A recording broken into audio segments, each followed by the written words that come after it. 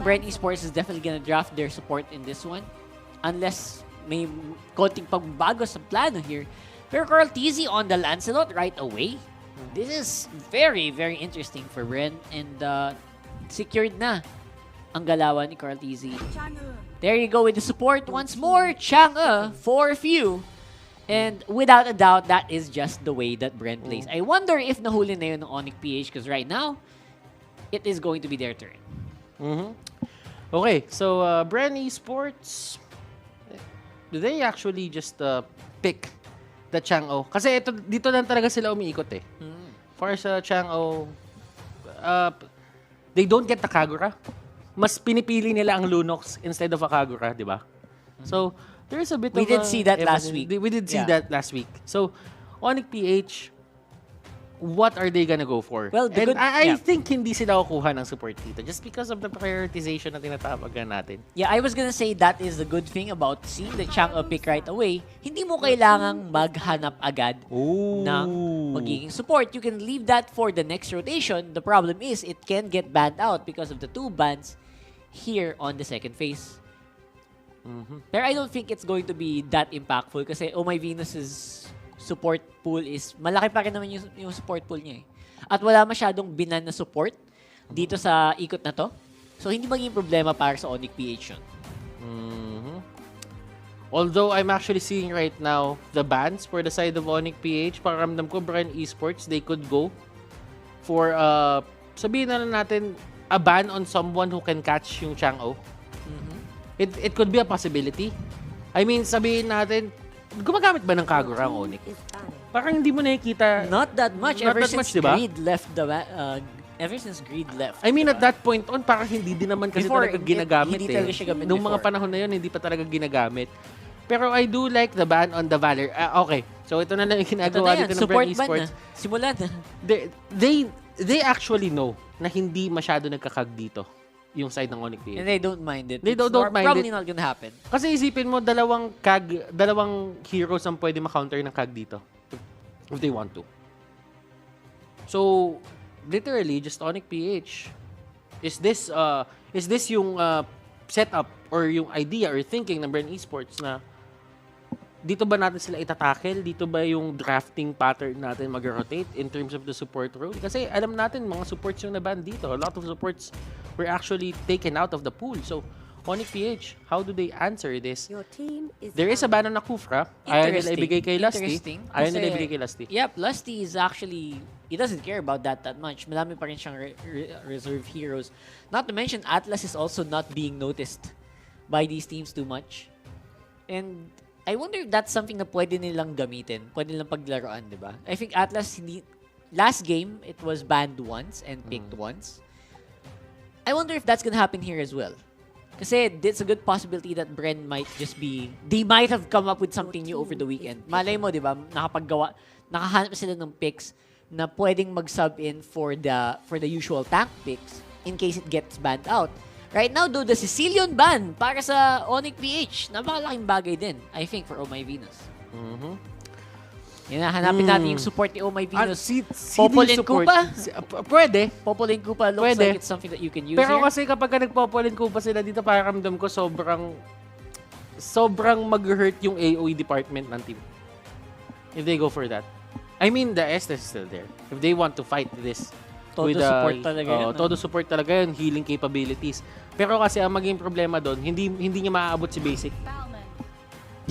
Okay, they get a Balmond. Sobrang natutuwa sila Manjin dito. No? Balmond na naman. Well, hindi mo din maisisi. Ako naniniwala ako yung Uranus dito.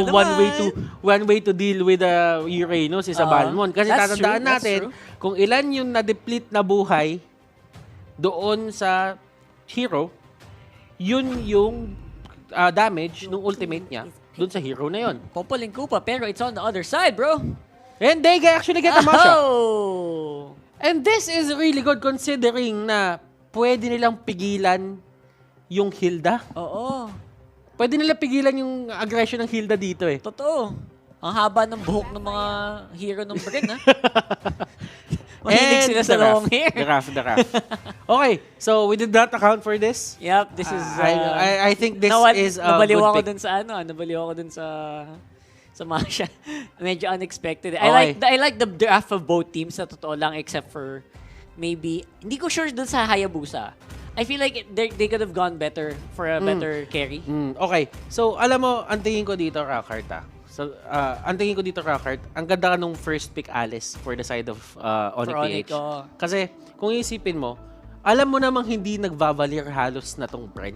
And they have the priority over the Chang'o or the Farsa. Ngayon, alam mo yun yung kukunin nila. So, the pushback won't be a problem. The stun won't be a problem. And yung Alice mo talaga can make it to the backlines. So, Iyakno dito, as long as he can properly scale, hindi magiging problema para sa kanya dito yung laro. But still, ang kailangan mo kasing bantayan dito is yung bilis ng pacing ng laro ng Bren Esports. Exactly. The pacing is going to be difficult to predict. Now that Bren Esports, maganda din yung pinik nila na early game lineup. Yung early game nila at level 4, ang bilis mag-clear. Popol and Koopa is also great for control. So, expect a lot of invades, especially in the early game for Bren Esports. Yeah.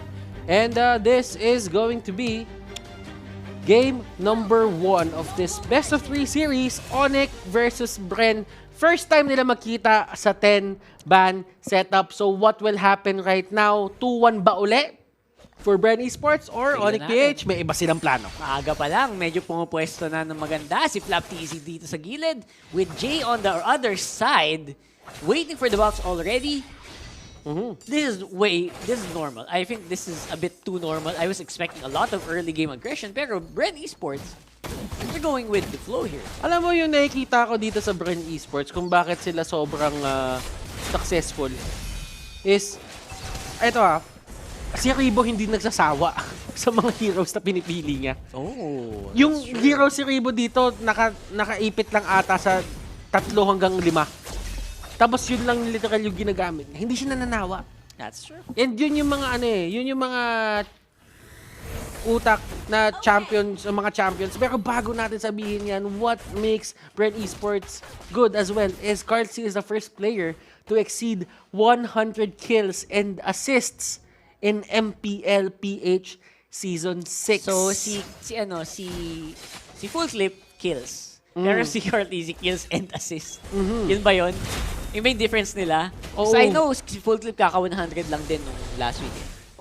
Si Drake pala, sorry. 105. Yes. For Drake. So, si Carl-TZ ibang level, no? Ibang level din yung kill participation niya. Kumbaga, yung sinabi doon ng fun fact natin, it's not about really the kills and the... Well, it is about the kills and the assist. Pero, if you take that in consideration na mas deeper meaning, kill participation. Di ba? So, eto Bren Esports dito, they actually go for the invade. Alam mo yon, it helps It helps Raptor Machete stacks yan. Alam natin yan. Ayan na, ito na yun. Nag-level 4 na sila at nagsimula na ang Bren na rumagasa. Ayan. Rumagasa.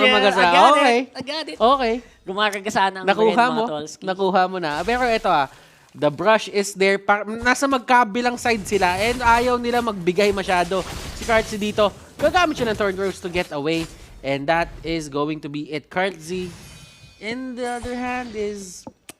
Alam mo yun, this is the normal pacing na ginagawa ng Bren Esports. Oh, totoo. ONICPH, on the other hand, mahilig sila sa mga ganitong slow-paced na game din Yep. They're starting to look actually reactive. Ayan, sa laban na to. Pero si Jay dito, nakikita mo naman kung ano ginagawa ni Flap. It's more on the idea na kapag ka natanggal niya, na-disarm niya, that's a proper term. Pag na-disarm niya dito si Jay at hindi magamit ni Jay yung skills niya, hindi siya maka-physical attack, mapapatakbo si Jay, automatic. And grabbing counter yun kung sakali. So, hindi niya kaya makipag-1v1 basta-basta. Oh, look at this. Kartzy on the backlines. Basic dito, napagamit ng shadow kill. Let's see kung ano pa mangyayari dito. Ribo onto the side as well. He wants to help. Pero Jay, kinagat siya dito nung aso. And that will be the end of the fight. And ONICPH actually getting 1 kill out of that. Few will be the first blood of the game. Yep. And di ganun kalaki ang difference natin ngayon. Bren Esports though will have map control. Kasi nasa baba pa rin si Dealer, hindi pa rin makasali sa laban. Jay fighting in the middle. Turtle flicker out! And he actually flickers in dun sa may trap. Not that it matters, pero still, this is going to be very important. Nakuha ni Venus dito yung turtle buff, and look at this. Tutumba si Carl Z, but still, are there more kills onto the side of ONICPHVSBRENESPORTS? That is the question. Flapsy dito, kumakalmot-kalmot, Dilar dito, paikot-ikot, and Jay will get the kill on Flap. Rebo dito, he wants more. He wants to make this even. Pero Rebo dito will go down as well. Dilar tutumba din. And look at this fight. Fio will be the next target. ONICPH, what is happening? Bren Esports, they lost control over that fight. That was really quick for Onic. Talagang hindi nila tinigilan. Once they had a footing, once they knew na may konting lamang sila, dire-diretso na sa laban na yon. And sobrang cool na talagang hindi flicker in si Rebo kahit sobrang baba na din niya. Para lang mabawi yung kill. That was impressive. The problem is, nagbigay sila ng stacks kay Jay. That was a double kill para sa Hilda. And that is Gillette Instant Replay #Shave the Day. Ang ganda ng ginawa dito ng ONICPH. They had understanding na nasa kanila pa rin si Hilda. And once Flap is down, automatic si Jay magpop off siya. Meron siyang ways to actually turn around the fight. So, ibig sabihin sila basic dito, ganito na yung gagawin nila. They actually push the middle lane, which is actually the hardest lane to push kasi laging yan yung binibigyan ng, alam mo yun? Attention. Kasi kapag nakuha nila yan, there are multiple entrances dun sa sarili-sarili lang jungle. It's true. That's all they want actually. Now, sila naman ang nabutasan dito sa gitna. And that is very good for ONICPH. Now, FlapTZ trying to hunt down Iyaknu, disarmed, pero yung skills niya ang tumatama, hindi yung normal attacks. Kaya makakataka siya ng maayos while the bottom lane gets taken care of naman. ONICPH, they are in the lead in economy. Okay, so napakaganda ng palitan nila ng skills doon. Once na nakita ni Flap na gumamit ng flowing blood dito si Iyaknu at alam niya yung flowing blood na yun ay nawala na, tatalunan niya bigla dito si Alice. Pero ang ginawa ni Iyaknu agad, gumamit na rin ng ultimate para kahit papano pumantay yung piece mong laban doon. Pero sabi ni Flap dito, sige, tutulong na ako. Nakuha ni Basic yung turtle buff dito. But look at this. He goes in. He goes out. Currency dito in a very bad spot. Iyaknu dito with that ultimate. Tignan natin kung matitake down yung si Currency dito. And that is going to be really bad for the side of Bren Esports. They are losing control of this game. Bren, Flap, nandito na sa taas. He knows that he needs to make space for his team.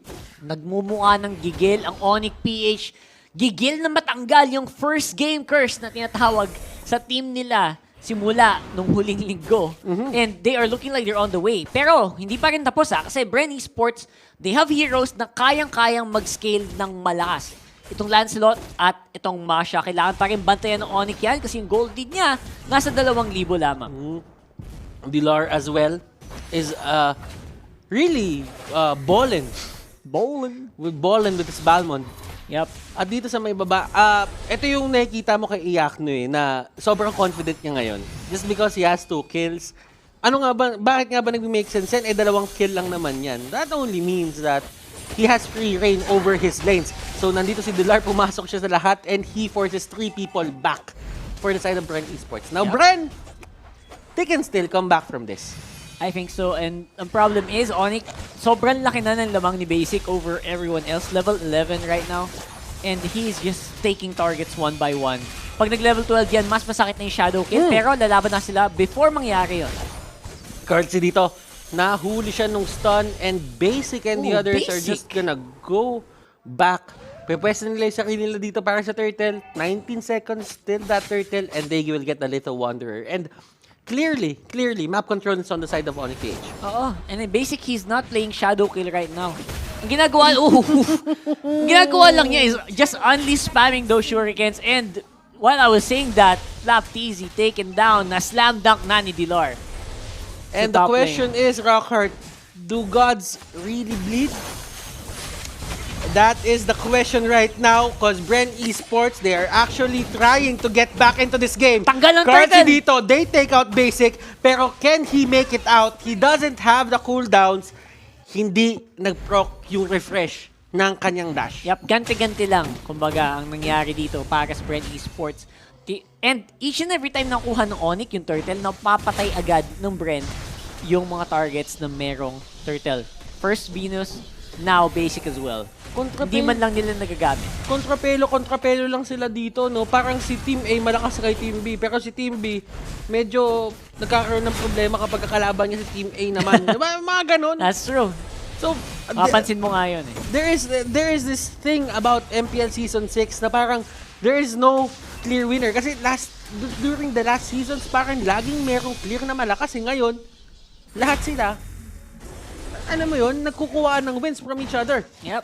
I think mangyayari pa rin yun hanggang mamaya. So expect nyo na paulit-ulit na may mga kakaibang pangyayari dito. And this is MPL, man. That's the beauty of MPL as well. Na wala talagang walang unbeatable. Walang unbeatable. Lalo ngayon, nagmumukhang, hindi pa tapos Oh. Pero, looks like ONICPHVSBRENESPORTS, gustong-gusto nilang tapusin.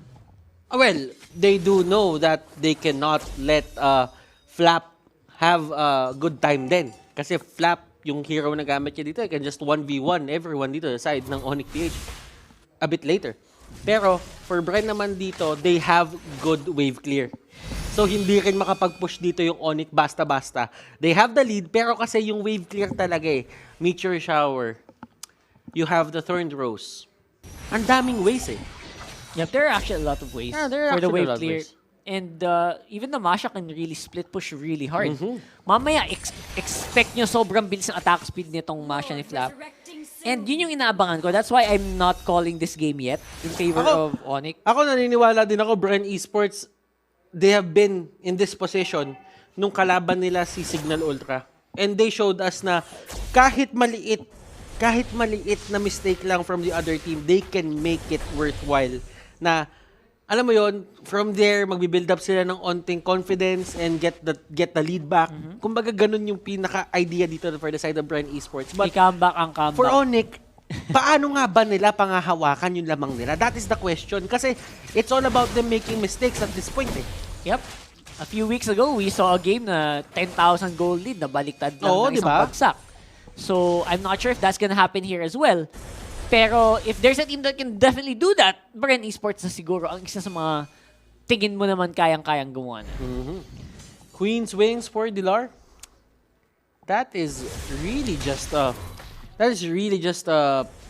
sabihin na lang natin way to control kung ano man yung ginagawang damage output dito nila Ribbon, nila Few. Because as we all know, itong mga heroes na to hindi talaga magpapatigil to sa pambubulin or going to the front lines. And as we all know, si Chang'o din, as long as meron nagtatank up ng damage na yan, nag-soak up ng damage na yan from the Meteor Shower, kaya mo isalba yung minions mo eh. For sure. Kayang-kaya. I think there's no doubt about that. Considering the amount of wave clear they have is just... Yung cooldown din ng skills eh. Sobrang baba din eh. So, looking at the gold right now, kung papansinin mo, hindi gaano ang nagkakalayo eh. ONICPH, clearly, they do have a certain bit of map control against Bren Esports. An advantage, if you will. Yep. 7-11 ang score natin dito. Pero yung gold lead, hindi mo nalalayo. Hindi napapansin. Yep. 2K at 12 minutes, hindi siya ganun kalaki. Alam din ni Bren Esports kung paano gagalaw sa mga ganitong panahon. So, this is really tricky for the side of ONICPH. Right now, they're in the lead. Pero kasi, one mistake can just put Bren Esports back into the lead. Yep. ONICPH, on the other hand, they're playing this right. Inahayaan nila si Iyak nung mag-stack kahit papano. And nakapwesto sila dito sa Lord area. Yep. They need to be super consistent dito. Especially right now where they're having a hard time in actually closing out games. Pansin mo, ang tagal nang walang kills ng Onic. And I think they might experience the first one now. Looks like ang sinasabi ko lang dito is hindi na sila basta-basta kill. And I think hirap pa to lalo habang tumatagal So, yung laban. nakikita mo kung paano sila gumagalaw in terms of peeling etong mga heroes dito sa side ng ONICPH. Si Jadon, kung wala siyang flicker, that could have been a kill. And that could have been the opening na hinahanap ng Bren Esports. So, you still have to respect yung lineup ng Bren Esports dito, all in all. I think so. I think the line of Bren Esports is something that can dominate in the mid-game as well. Malakas yung mid-game power nila kasi, especially pag hindi sila na totally pushed out. Pansin mo, puro second tower buhay pa sa Bren. So, kaya pa nilang patagalin to for sure kung gustuhin nila. And sabi ko kanina, only wave clear para sa blue side. That is also happening on the other side, syempre. Pero kasi yung ano yung mobility, no? Yung mobility din ng Yung iba din mobility yung din ng nabibigay Onic, ng Grabe. ibang mobility na bibigay ng Rafaela. Problema sa late game hindi din siya ganun kasolid. So, di lang dito kumuha na ng blade armor. Pang sure na. Ayaw niya makalmot eh. Pagka ayaw mo makalmot, blade armor. Oo, kasi masakit yun. Oo, Oo, kalmutin mo yung may eto lang mga Fennec. as long as hindi nawa 1v1 ni Plap dito yung mga heroes sa side ng They're fine. ONICPH, Yeah. okay lang sila. Pagka nag 1v1 na yung setup, that's going to be a problem. Pero dun sa may taas, they're actually trying to get few. Pero with the flicker, it's there. Dalawang flicker yung nasayang nila dito for the side of Bren Esports. And that is good on their cost to ending this game. Carlsi dito still has to dash. And si Iyakno dito, sobrang aggressive. Ay, masakit din si Iyakno right now, ha? Pero Surpressed is there. This could be a bad spot for the side of Bren Esports. And look at this, Meteor Shower. They're trying to make this their own. And wow, walang masyadong nagbibigay ng space dito. And kung ano man yung kalamangan kanina, you don't feel it kasi nagno-normalize ulit yung mapa natin. Yep, mga pantay-pantay na. That gold lead doesn't feel as solid as it was earlier. Kanina siguro malaki yan, mga 6 minutes, mga 5 minutes. But right now at 14 and a half, almost 15 minutes, it looks like an even matchup. And both teams are waiting for the other team to make a mistake, especially around this objective, which will be happening right now. Inuunti-unti na basic yung Lord. I think he's trying to bait Bren to go into position. Clearly, these two teams Holy really Crystal. want to win. Hindi sila gumagawa ng kahit anong trivial na move sa may mapa. They're being very disciplined. Ayaw nilang gumawa ng isang big play dito na mag 50-50 sila pareho. Although this is the time para kay Bren Esports na i-contest etong Lord take na to. They cannot afford to give this up.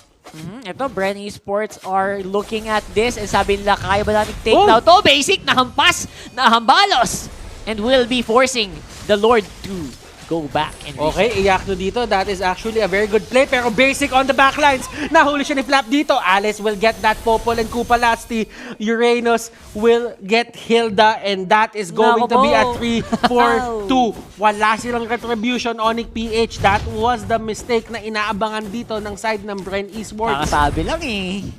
Nakasabi lang natin eh. And they gave a lot of space doon for Bren Esports to regroup. Nakuha din ng Bren yung inaasam-asam nilang Lord. Pero andito na ang aggression from the side of Bren. ONICPH, will they fight this? That is the question. Carlsi dito trying to go for a kill. Flowing blood sa may pinakalikod. Pero Phantom Execution is there. Rafaela will go down. Dilar, will he go down as well? No, it won't happen. But the Lord is still on the side of Bren Esports. Isang one-time, big-time lang ang kinailangan ng Bren, taking down the turrets all around the map. Not to mention, meron pa silang Lord. Nag-push doon sa top lane. This could be big here. Para sa Bren Esports, kaya na yata nilang tapusin to. Pag pumwesto sila ng maganda. Ang tagal ng katahimikan eh. Ang tagal, Ang tagal ng katahimikan. Umabot tayo ng Nagtitigan 15 minutes. Nagtitigan sila ng sobrang... Oh, yun. Naku po, walang tinamaan. Medyo Sayang. napatid. Yun lang. Pero still, it's gonna be a fight here under the base of ONICPH. Nasayang yung charge ng Lord. Nasayang yung charge ng Lord, but no matter, andito sa base. Oh, hindi pala doon sa may base na tama, doon sa may middle lane. Basic dito, trying to deal as much damage as possible. Pero Flap, kinalmot ang base. And Bren Esports. Ako, wala na ako. Hindi ko na... I cannot anymore, my friend. I cannot. Ano ba't ganun? Ba't ganun naman ng Bren? Isang one time.